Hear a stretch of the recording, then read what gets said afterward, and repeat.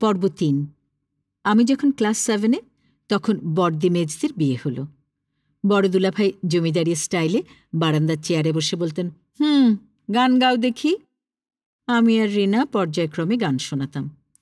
কিন্তু দুলাভাই বড় নির্মম ঠাট্টা করতেন। বলতেন, তোর গানে পেঁচি রে, সব ভুলে গেছি রে, মাজা গলা চাচা সুর, আহ্লাদে ভরপুর। আমার কালো রোগা চেহারার জন্য মিনু নামের সঙ্গে আরও একটা ডাক নামের চল হয়েছিল বাড়িতে, পেঁচি। দুলাভাই তার পাবনাইয়া উচ্চারণে বলতেন, ফ্যাঁসা কয়ে ফ্যাঁসানি, খাসা তোর স্যাঁসানি। বড়দের জন্য এত মায়া ছিল যে দুলাভাইয়ের উপরে রাগ করতাম না। এরপরেও গাইতে বললেই গান গাইতাম। তাছাড়া বাড়ির জামাইকে আদর করতে হবে, এই বোধও ছিল টনটনে। গান গাইতে বললে কাউকে কখনো ফিরিয়েছি মনে পড়ে না। কিন্তু গান শেখা বলতে যা বোঝায় তার কতটুকু শিখেছি। সঙ্গীত শিক্ষা দেবার অর্থ সামর্থ্য সেই আমলে এই পরিবারে ছিল না। ঢাকা বিশ্ববিদ্যালয়ের তখনকার শিক্ষকের বেতন ছিল 100 টাকা। লেকচারার আর প্রফেসর, এই তো 2 পদ তখন। প্রফেসর হওয়া বড় বাড়ির কাছের কথা ছিল না। আব্বু প্রফেসর হয়েছিলেন চুল দাড়ি সব সত্যিকার পেকে যাবার পর। বাড়িতে আমরা পোষ্য অনেক। বাড়ির বড় ছেলে বলে প্রায় সব ভাই বোনদের ঢাকায় এনে মানুষ করে বিয়ে থা দিয়েছিলেন আব্বু। আর আমরা ভাই বোনেরা ছিলাম এক বাহিনী। বড়দি, মেজদি, ভাইয়া, সেজদি আর রিনার পরে আমি, তারপর সুলতান, নবাব, নুরু, লিনু, এনু। ফলে সেই নিতান্ত শৈশবের সঙ্গীত শিক্ষার পর গান শিখবার পাট চুকে গেছিল। অগত্যা গানের চর্চা চলত রেডিওর গানের সঙ্গে তারস্বরে চিৎকারে গলা মিলিয়ে। সেজদির বিলাস ছিল রেডিওর গান চালিয়ে রেখে লেখাপড়া করা, আর নতুন গান শুনলেই দ্রুত সে গানের বাণী লিখে নিতেন খাতায়। তাতে পরীক্ষার জন্য দ্রুত লেখার ভালো অভ্যাস তৈরি হতো।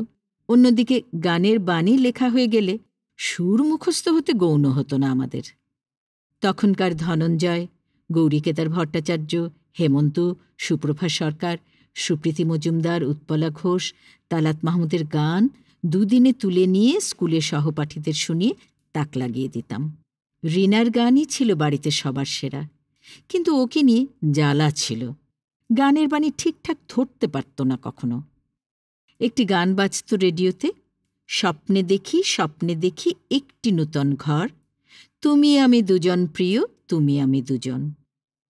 একদিন শুনি সে গাইছে, সাপ মেরেছি সাপ মেরেছি। আমি আর সেজদি তো হেসেই গড়াগড়ি।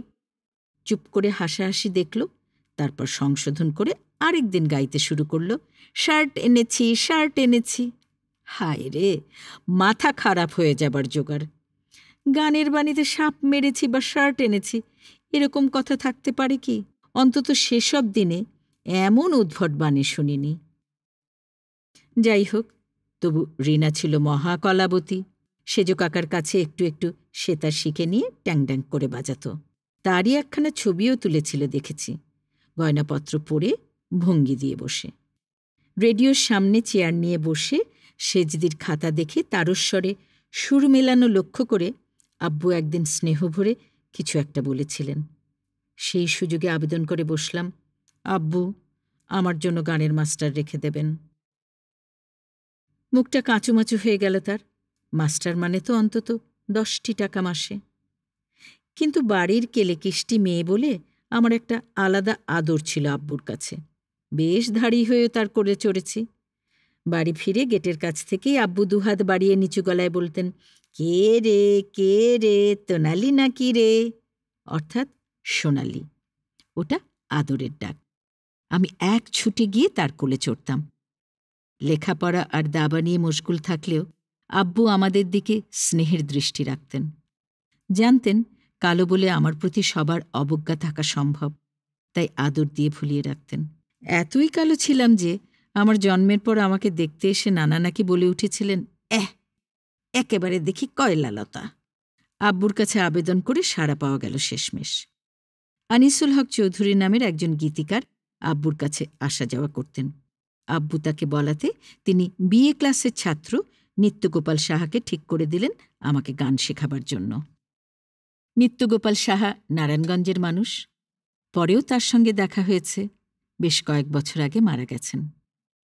উনি ভাইরোর আগে গলা সাধবার জন্য তান সরগমের সঙ্গে গান দিয়েছিলেন, ধন ধন মূর্তি কৃষ্ণ মুরারি।